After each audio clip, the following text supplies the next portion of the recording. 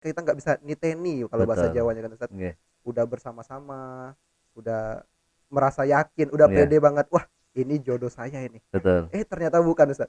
Pernah ngalami nggak? Ada teman saya Ustaz. Oh, gitu. Ada teman saya itu Ustaz. Dia udah pede banget itu jodohnya, udah nemani 3 tahun Ustaz. Ternyata bukan jodohnya Ustaz, gitu Oh, kan. gitu ya. Nah, Nah, jadi Mas Dul sendiri? wah, enggak lah Ustaz. Ini sekali.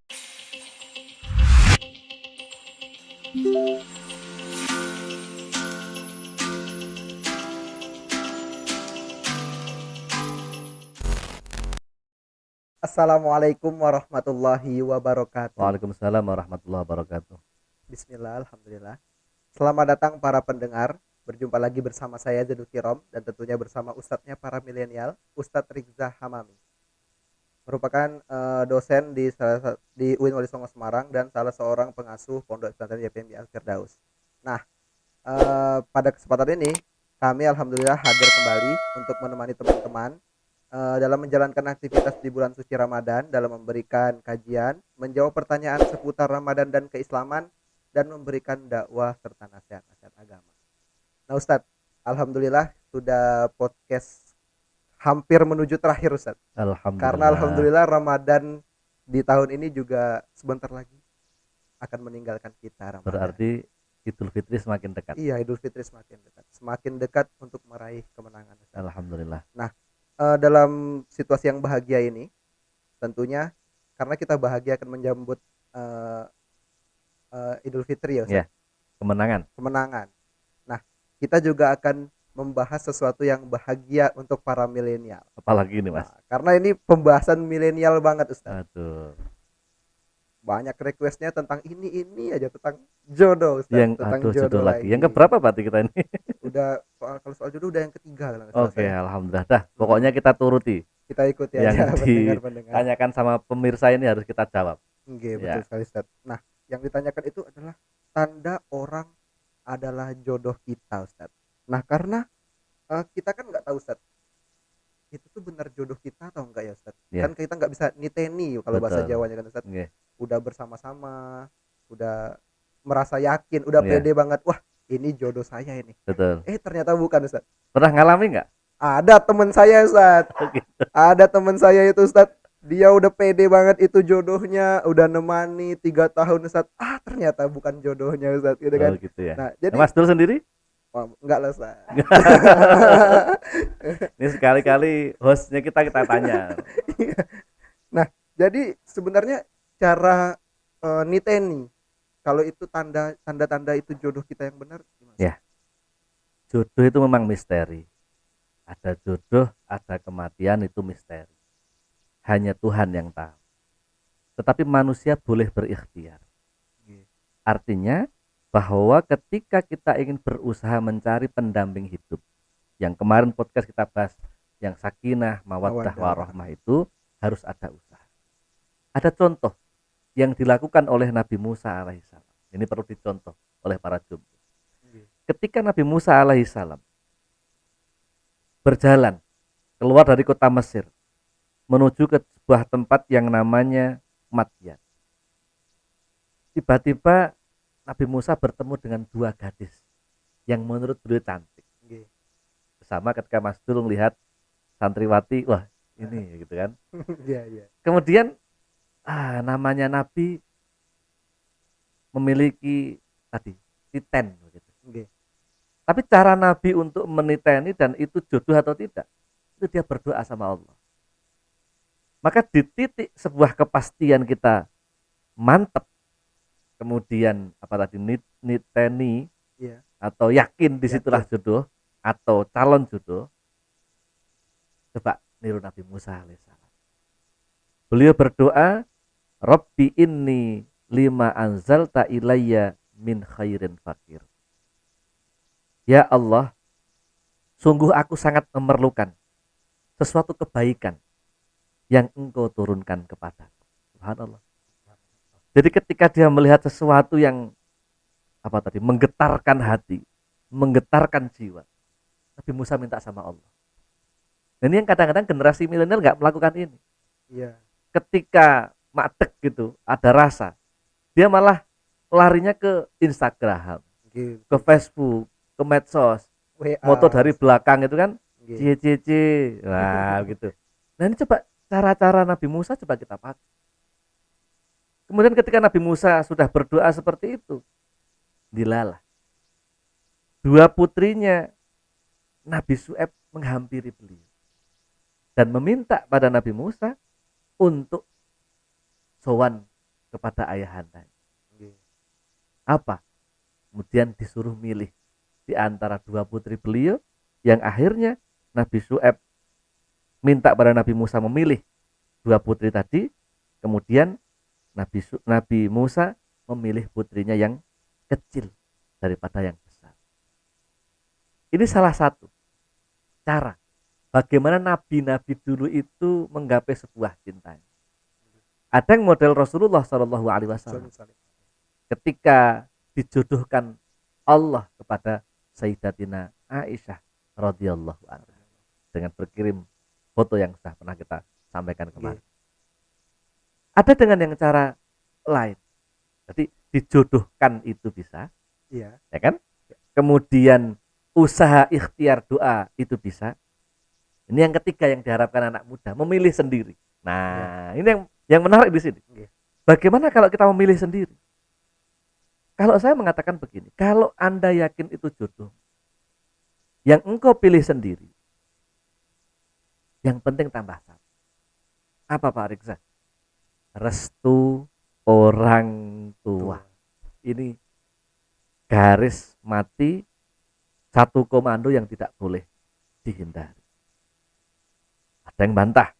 Kenapa harus orang tua? Kita kan sudah dewasa, bisa menentukan nasib kita sendiri. Iya. Saya sudah punya anak 3. Sudah berkeluarga lama. Itu merasakan betapa ketika orang tua kita itu meridhoi pernikahan, perjodohan. Itu Masya Allah nikmatnya. Ketika kita lahiran, kedua orang tua nungguin. Ketika kita lebaran, Idul Fitri, kita bisa bersanding dengan orang tua yang sejak awal memang mengikhlaskan proses pernikahan itu. Maka kalau pertanyaannya adalah bagaimana biar kita menemukan jodoh dari hati, kita kembali prinsipnya Imam Ghazali. Dalam kitab Minhajul Abidin, Imam Ghazali menjelaskan ada 3 amal manusia. Pertama adalah tentang keikhlasan. Amal yang ikhlas dan ibadah yang ikhlas. Jadi kalau kita mencari jodoh ini karena sebuah keikhlasan batiniah kita untuk mengikuti sunnah Rasulullah, maka disitulah keyakinan itu akan hadir. Oh, itu insya Allah jodohku. Jika direstui Allah lewat restunya orang tua, itulah hal yang paling enak untuk kita jalan. Jangan sekali-kali kita milih yang kedua, amal yang tidak ikhlas. Sudah kita merebut cinta, dia nggak suka kita paksa suka, orang tua nggak ridho kita memaksa ridho orang tua. Ini kan amal yang nggak ikhlas. Jangan berharap pada suatu amal yang tidak ikhlas. Nggak enak. Mencari jodoh yang tidak direstui orang tua itu nggak bakal enak. Ini agak keras sedikit. Nasihat yang harus saya sampaikan. Atau pilih yang ketiga. Merasa ini sebagai amal ibadah, tetapi juga jalannya tidak ikhlas. Mau berusaha untuk melakukan sunnahnya Rasulullah, tetapi cara yang digapainya tidak mendapatkan keberkahan karena tidak ada ikhlas tadi. Orang tua. Jadi amal juga harus ikhlas, ibadah juga harus ikhlas. Sekali lagi kalau kita bicara jodoh, dalam konteks kita beragama Islam, itu adalah kita mencari ridho Tuhan. Setiap ketika nanti kita berhubungan dengan istri, bermuasyarah dengan keluarga, Allah berpesan, hunna libasul lakum wa antum libasul lahunna. Bahwa laki-laki dan perempuan yang sudah menjadi suami istri, menjadi keluarga, harus bisa saling menjaga, menutupi, kemudian menciptakan kalau keluar itu ya sesuatu yang baik-baik saja. Maka dari itu jodoh ini titenane, tanda-tandanya, dalalahnya, eletnya adalah kerenteknya hati itu suka, dalam hatinya suka, tambah restu orang tua. Jalannya semakin enteng dan semakin nikmat. Nah Ustadz, kalau untuk jodoh sendiri, misalnya kita ada istilah kerennya itu cinta dalam diam, Ustadz. Cinta dalam cinta dalam diam. Apa itu maksudnya? Jadi dia diam mencintai, Heeh. mengirimi doa terus Ustaz. Oh begitu, Wah, ada ya? ada Ustaz. Bukan Misalnya, Mas Dul tapi ini ya? oh bukan dong, bukan Ya. saya Ustaz. Teman saya lagi Ustaz. Jadi dia Ini mungkin dia podcastnya akhir Ramadan tapi bicaranya begini. Oke, Ustaz. Mungkin dia suka, Ya tapi betul, mungkin kan nggak berani menyatakan atau memang menjauhi pacaran terlebih dahulu. betul. Jadi dia mendoakan, Mm-mm. mengirimkan Fatihah untuk orang yang dia sukai. Ya. Nah, hukumnya seperti apa, Ustaz? Ini yang ditanyakan kirim Fatihahnya Nggih, atau cinta diamnya? kirim Fatihah aja, Ustaz. Tapi kalau bisa nyangkut ke cinta diamnya juga nggak apa-apa. Oh gitu. Begini, saya jawab yang soal cinta diam dulu Nggih. aja. Bagaimana kalau kita bertepuk sebelah tangan? Waduh, sering banget Loh, ini terjadi, kan Ustaz. repot. Tepuk tangan kan begini. Ini bertepuk satu dua kan nggak bisa. Ya kan apalagi kebalik begini, tangan Nggih. kiri nggak enak. Jadi kalau sudah suka sampaikan. Sudah itu aja. Soal ditolak itu resiko. Atau bahasa ilmiahnya takdirnya Allah, gitu kan? Iya, Jadi resiko kalau ditolak itu. Lebih baik ditolak dari awal daripada nanti menyesal di belakang. belakang. Nah, baru saya menjawab soal Fatihah tadi. Oke, Fatihah. Ini sudah yang dikirimi tidak tahu, nggak jawab-jawab, sampan jadi mendetek ini. Ya kan? Iya. Ini kembali ke pasalnya Minhajul Abidinnya Imam Ghazali tadi. Ini niatnya bagus ini kirim Fatihah. Fatihahnya sampai yakin doa Fatihah itu sampai. Karena apa? Banyak para ulama menyampaikan bahwasanya ketika engkau ingin berkirim doa yang terbaik adalah dengan membaca Fatihah. Bahkan kepada Rasulullah Shallallahu Alaihi Wasallam pun para ulama mengatakan kirimlah doa Fatihah. Karena Fatihah adalah ummul kitab, ibu dari isi Al-Quran. Nah, jadi berkirim Fatihahnya nggak ada masalah. Niatnya yang diluruskan. Tapi jangan doa terus nggak nyampaikan, Mbak, saya suka kamu. Boleh nggak saya izin jadi imammu besok? Nah, ini kan malah jelas, keto gitu kan. Nah, Nggih, Ustaz. inilah cara bagaimana para generasi muda itu ya berikhtiar lahiriah, nyampaikan serius, kemudian nanti hadir kepada orang tuanya, apalagi yang sudah muda-muda, sudah sepuh-sepuh ini senior, Iya, sudah mau skripsi ini, kan mikirnya ke sini terus ini, iya, ya Ustaz. kan? Iya. Jangan sampai nanti wisuda ditanya PW-nya mana, apa Ustadz? Pendamping wisuda, waduh nggak punya, kasihan deh lo kan repot nanti. Nggih. Nah inilah maka kirim doanya bisa Fatihah, ada pahalanya ada, apalagi dihadiahkan. Nggih. Malah dulu para kiai mengajarkan, ya kalau kamu sudah ada calon, jangan berhenti bacakan Fatihah setiap selesai sholat. Dan tidak hanya itu, orang tuanya, calon mertuamu juga dibacakan Fatihah biar hatinya lunak. Ini kalau santri. Tapi kalau nggak santri, cinta ditolak, dukun bertindak. Na'udzubillahi min dzalik. Ada cara santri bagaimana bisa melunakkan orang tua, melunakkan hati orang yang kita cintai, ya baca Fatihah tadi. Ini sama dengan sebuah ijazah yang disampaikan oleh Kiai Husain Ilyas. Beliau itu menyampaikan, barang siapa yang ingin jodohnya dekat, mereka diminta untuk rajin sholat 5 waktu. Hebat kan? Sholat 5 waktu itu mempercepat jodoh. Biar tambah cepat jodohnya lagi, baca doa sapu jagat. Tahu doa sapu jagat? Tahu. Apa? Robbana atina fid dunya. Robbana atina fid dunya hasanah wa fil akhirati hasanah wa qina adzabannar. Dibaca 15 kali selesai sholat 5 waktu. Ini nasihat ijazah yang luar biasa, yang perlu diamalkan oleh jombloan dan jomblowati selain berkirim surat Fatihah. Selesai sholat membaca Rabbana atina fid dunya hasanah wa fil akhirati hasanah wa qina adzabannar. Niat didekatkan jodohnya oleh Allah, jodoh yang solih bagi yang perempuan, jodoh yang solihah untuk yang laki-laki. Ini cara ulama-ulama dulu itu menata, karena jodoh itu penting, Mas. Jenengan reuni, ya kan, ketemu temen, ditanya istrinya mana, Bu, jangan tanya gitu, saya mending nggak usah reuni kan, repot. Ya, jadi perlu mulai mempersiapkan yang sudah waktunya untuk menuju ke mahlike rumah tangga. Untuk yang terakhir Ustadz, pertanyaan dari pendengar kita, perjodohan Ustadz. Ya. Nah, misalnya kan dia dijodohkan, betul, sama orang tuanya, betul, tapi dia nggak tahu ini jodoh saya atau bukan. Biasanya milenial tuh bakal menjawab kenapa harus dijodohkan? Kan yang nikah itu saya gitu kan. Iya, Bukan ibu, bukan bapak yang menikah iya. tapi saya. Kenapa harus dijodohkan? Nah, jadi istikharah yang benar soal itu jodoh kita atau bukan seperti apa? Ya, ada istikharah yang dimaknai sebagai sholat istikharah. Artinya sholat yang minta petunjuk kepada Allah. Dan ini disyariatkan dalam hadis riwayat Imam Bukhari. Disebutkan idza hamma ahadukum bil amri falyarka rakaataini tsummal yakul Allahumma dan seterusnya.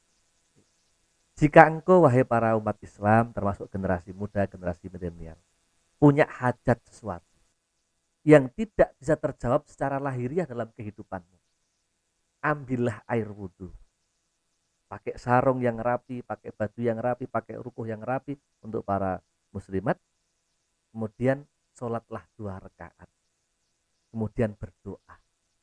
Sholat apa yang dimaksud? Sholat istikharah, minta petunjuk kepada Allah Subhanahu wa Ta'ala.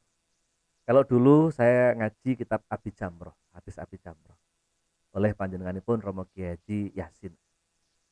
Beliau mengajarkan bahwasanya ketika engkau istikharah, rakaat pertama setelah Fatihah membaca surat pendek, surat Al-Kafirun.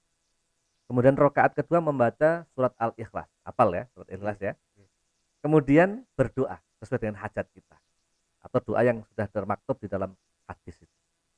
Kemudian setelah itu caranya gampang.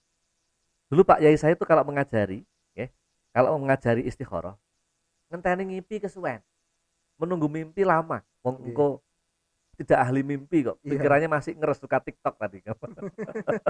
Iya, Ustaz. Nanti malah sampai mana-mana. Suka TikTok, suka yang macam-macam gitu kan. Iya. Engkau buka Al-Quran 3 kali. Jadi misalnya ini Al-Quran.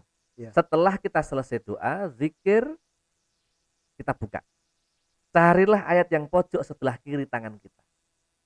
Ini tangan kiri, Iya. sebelah kiri. Ayat pertama dicatat, surat apa, bunyinya apa.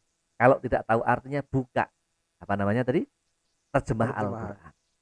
Kalau sudah mantep, yakin, berhenti. Sudah. Oh, ini jawabannya Allah Subhanahu wa Ta'ala.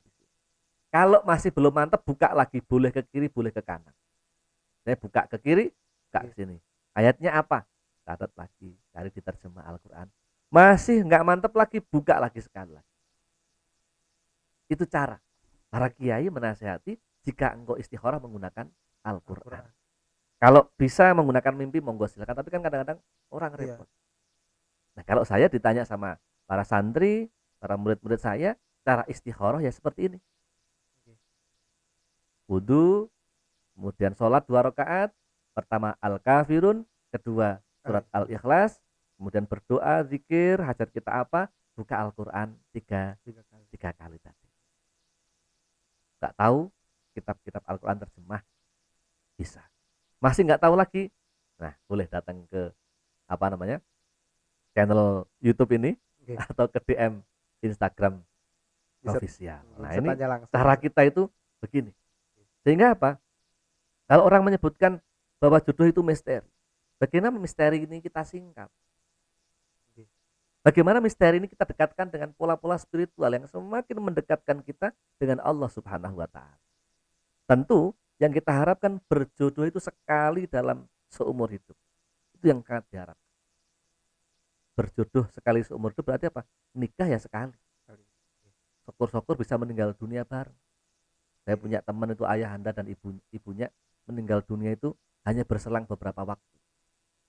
Bapaknya meninggal dulu, nyusul, kebalik, ibunya dulu, baru menyusul bapak. Subhanallah, cintanya sampai sebegitu dahsyat dan sangat romantis. Sehidup semati. Ya. Makanya ini Mas dulu harus mulai siap-siap. Kan udah mau selesai kan skripsinya ini? Insya Allah. Saya sekali-kali boleh jadi host ini ya. Mas Dul pernah nggak merasakan ketika ketemu orang yakin dengan jodohnya, pernah nggak? Wah, pernah. Pernah, tapi gagal. Oh. Belum jodoh. Oh, belum jodoh. Tapi belum pernah doa seperti Nabi Musa kan? Belum, Ustaz. Belum pernah wiridan Rabbana atina fid dunya hasanah kan? Belum. Berarti yang kesekian nanti harus coba diamalkan ijazah-ijazah. Salatnya yang sregep, Rabbana atinanya yang dibaca juga dengan khusyuk, doanya Nabi Musa alaihissalam juga coba tunaikan. Istikharahnya juga cara yang baik. Fatihahnya juga nggak hanya Fatihah, tapi menyampaikan pesan bahwa Nggih. jangan disimpan-simpan saja, ya kan? Ngomong di statusnya sendiri, andaikan engkau jadi istriku, lah gimana dia nggak paham dia Iya itu iya siapa Ustaz. kan banyak. Nggih, Jadi mukhotabnya itu harus jelas. Anda harus sebagai jelas. mutakalim, mukhotabnya itu harus jelas. Nggih, Ustaz. Gitu. Terima kasih sekali Ustaz. Ya, Sangat terharu mencerahkan kayaknya Ustaz. ini. Wah, terharu banget Ustaz. Eh, Tercerahkan ya. tercerahkan. Mungkin para pendengar di rumah juga tercerahkan Ustaz. Insya Allah Hmm. mudah-mudahan. Nah, para pendengar, kalau masih khawatir jagain jodoh orang, bisa ya terapin doanya Nabi Musa ya Ustaz ya. Insya Allah. Nah, untuk yang terakhir mungkin Ustaz bisa pesan-pesan untuk para pendengar di rumah. Para pendengar yang berbahagia, yang saya hormati, Alhamdulillah Idul Fitri sudah di depan mata. Tentunya salah satu kebahagiaan di Idul Fitri ketika kita bisa bersama istri dan anak-anak kita. Maka